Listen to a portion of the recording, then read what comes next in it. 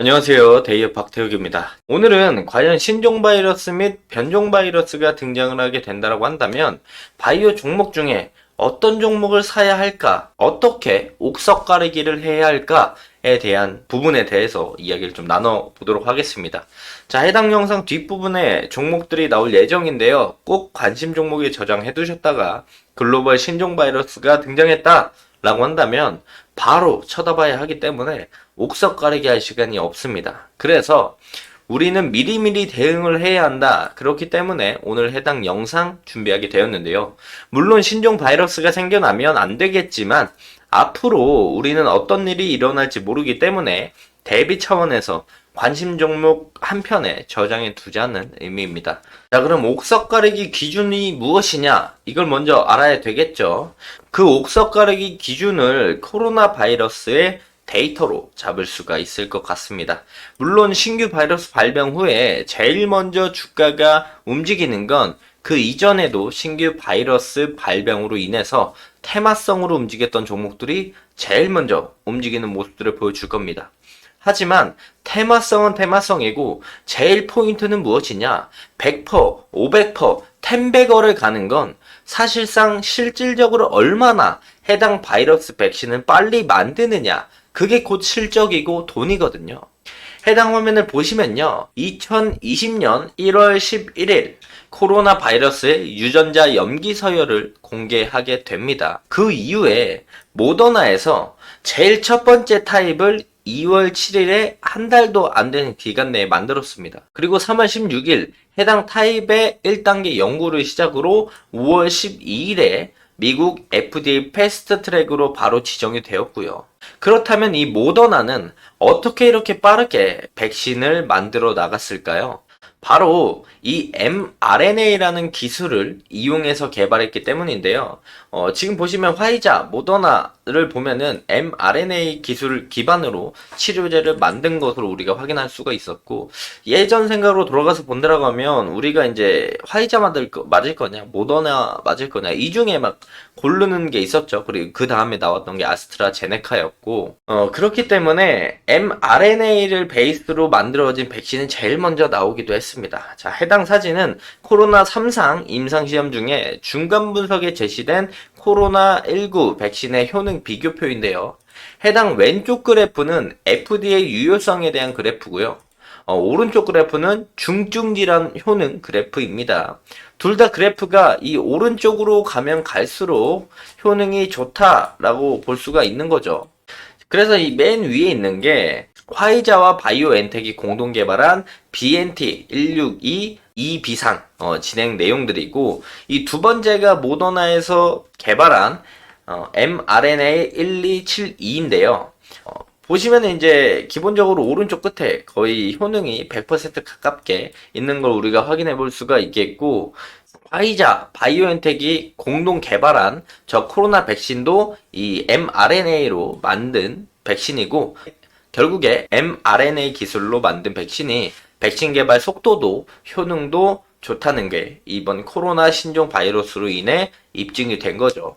결국 빠르게 백신을 만들고 효능이 높다라면 그게 바로 실적이고 돈이 되는 거겠죠. 테마성보다 훨씬 기업 가치를 끌어올려다 줄 수 있다는 겁니다. 자, 그렇다면 우리는 mRNA가 무엇인지를 알아야 됩니다. 이 mRNA는요, 코로나로 인해서 이 mRNA 기술로 백신을 개발시키 만들어준 이 두 분이 2023년에 노벨상을 받을 정도였으니까요. 그래서 우리가 이 mRNA가 뭔지 보기 전에 우리가 백신을 먼저 알아야 됩니다. 우선 우리가 아는 백신들은 쉽죠. 약한 바이러스를 주사로 몸에 주입을 하거나 죽은 바이러스를 주입을 해서 이것이 T세포가 기억을 하고 이 바이러스에 맞는 항체를 만들어서 다음에 해당 바이러스가 들어와도 잘 대응하고 죽일 수 있게 예방 차원에서 맞는 예방 접종이라고 다들 알고 계실 겁니다. 실질적으로 그렇게 백신을 많이 사용해 왔습니다. 해당 화면에서도 이 왼쪽 바이러스 옆에 이 6개 튀어나와 있는 이 부분들이 스파이크 단백질이라고 하는 건데요. 스파이크 단백질을 몸에 넣어서 항체가 나오도록 유도하는 것이 우리가 백신의 역할이라고 볼 수가 있습니다. 그래서 이 첫 번째 방식을 보면은 바이러스, 요게 바이러스죠. 바이러스에 열을 가하거나 화학 처리를 해서 바이러스를 죽입니다. 죽인 다음에 몸에 집어 넣는 방식이고, 요 두 번째 방식은 바이러스를 아주 약하게 만들어서 몸에 넣는 방식입니다. 우리가 아는 전형적인 백신 기술의 방식이죠. 이 세 번째는 어쨌든 이 스파이크 단백질이 몸에 들어왔을 때 그 항원에 맞는 항체를 만드는 거기 때문에 이 스파이크 단백질만 집어넣는 기술이 세 번째 기술이고요. 네 번째는 이 알맹이가 없는 바이러스를 유사입자를 만들어서 백신으로 맞는 방식이 네 번째 방식입니다. 우리가 왜 갑자기 이 얘기를 하느냐, 이 다섯 번째, 여섯 번째 방식 때문에 그러는 건데요.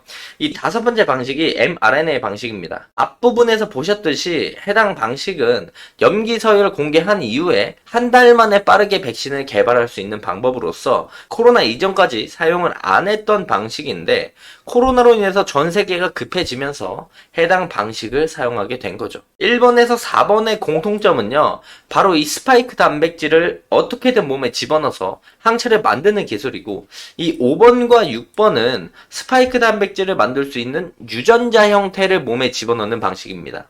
유전자형 백신이라고 우리가 부를 수가 있겠죠. 코로나 백신 개발은 사실 mRNA로만 개발된 건 아닙니다. 모더나 화이자는 mRNA 방식으로, 그리고 아스트라제네카, 얀센은 바이럴 벡터 방식으로, 그리고 시노백, 시노팜 중국 업체들은 첫 번째 우리가 알고 있는 바이러스를 죽여서 몸에 직접 주입하는 방식으로, 그리고 러시아의 스푸트니크는 두 번째 바이러스 세포를 약하게 만들어서 집어넣는 방식, 그리고 노바백스가 스파이크 단백질만 직접 주입하는 방식으로 백신을 만들어 왔습니다. 하지만 앞전 PPT에서 본 것처럼 효능 및 속도 면에서 이 mRNA가 제일 기간적인 부분들이 단축되고 빨랐던 거죠. 자, 그래서 mRNA가 뭐냐면, DNA는 많이 들어보셨을 겁니다. 이 왼쪽에 보이시는 DNA는 많이 들어보셨을 거고, DNA는 사실 우리가 알고 있는 것들이죠. 유전 정보는 모두 DNA에 들어있고,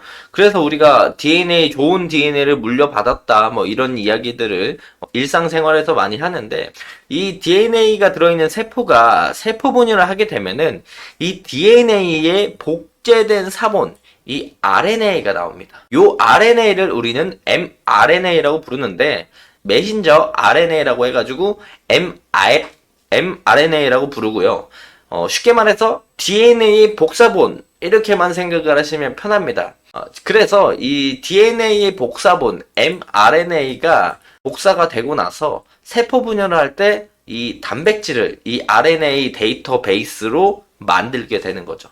그래서 지금까지 아까 보셨던 백신은 1번, 2번, 3번, 4번 다 어떤 형태였냐면, 이 스파이크 단백질이 붙은 세균이나 바이러스와 항원을 직접 몸에 넣어서 항체와 T세포가 붙어서 공격을 해가지고 이 항체를 만들어두는 형식이었는데, 이 mRNA 방식은 바이러스, 즉 항원에 mRNA 복사본을 만들고 우리 세포 속에 복사본을 집어넣는 거죠. RNA를 넣어두면 세포 안에서 이 mRNA가 복사본 토대로 단백질을 만듭니다. 그러면 이제 면역세포가 인지하고 항체를 만드는 방법이죠. 그래서 좀 더 쉽게 설명을 하면은, 어쨌든 세포가 분열을 지금도 우리 몸에서는 계속 일어나고 있어요. 그래서 이 세포 안에 DNA, RNA가 이렇게 있습니다. 그래서 요게 DNA, 요게 복제본 RNA인데, 이 세포가 이렇게 분열이 하게 되면 이 RNA 복사본을 베이스로 단백질을 만들어낸다는 거죠. 그래서 이 5번, 6번의 백신은 이 RNA를 세포 안에 넣어주는 겁니다. 즉, 코로나 바이러스를 예를 들면, 코로나 바이러스의 RNA를, 염기서열을 분석해서 RNA를 직접 이 세포 안에 넣으면 이 세포가 분열을 할 때 코로나 바이러스의 RNA를 바탕으로 단백질이 생성이 되기 때문에 이 단백질을 이제 면역세포가 인지하고 죽이고 항체를 만들게 되는 방식이죠. 이해가 좀 되셨을지 모르겠습니다. 최대한 쉽게 설명드린다고 설명을 드렸는데, 이해가 안 되셨다면 다음에 또 mRNA 관련된 것만 따로 제가 컨텐츠로 영상을 제작해 보도록 하겠고, 자, 그렇다면 우리가 mRNA의 장점들은 사실 앞에 설명하면서 다 나왔죠. 신종 바이러스의 빠른 백신 개발 속도, 그리고 효능. 그렇다면 우리는 앞으로 신종 바이러스가 나오거나 변이 바이러스가 글로벌적으로 크게 발병하게 된다면 무엇을 봐야 한다? 이 mRNA 관련 사업을 진행하는 회사들을 먼저 봐야 되겠죠. 그 회사들은 이렇게 볼 수가 있습니다. 보시는 회사들이 국내 mRNA 기술 개발 상장사들인데요. 이 상장사들 중에 뭐 SK바이오사이언스, ST팜, 아이진, 녹십자, 진원생명과학, 한미아품, 유바이오로직스는 mRNA 백신 그리고 mRNA 기반 치료제를 개발하고 있는 회사들입니다. 요거 관심 종목에 넣어두셔야 되고, 이 기타 관련 기업은 뭐냐면 셀트리온은 mRNA 기술을 개발하고 있지만 아직 초기 단계예요.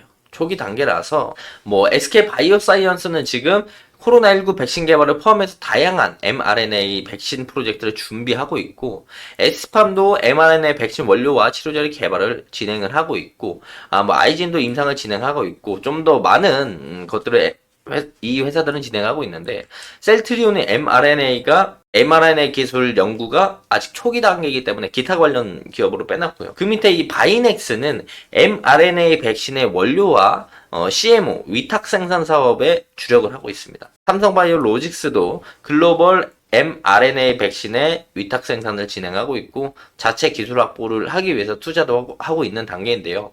그렇다면 mRNA에 관련돼서 백신 개발을 하는 회사들도 주목을 받을 거고요.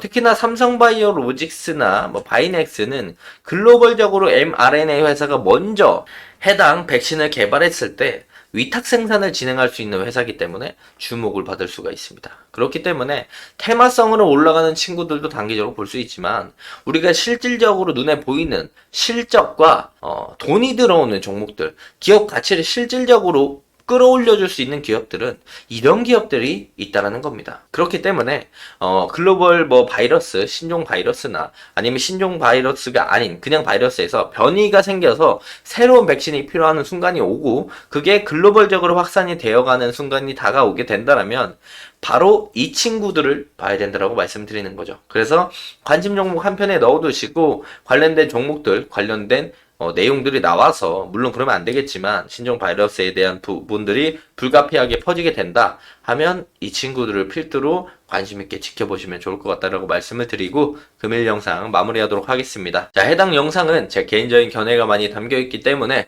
투자자분들의 주관적인 생각, 그리고 제가 말씀드린 해당 내용들을 토대로 현명한 선택을 하시면 좋을 것 같습니다. 자, 금일도 영상 끝까지 시청해 주셔서 감사합니다.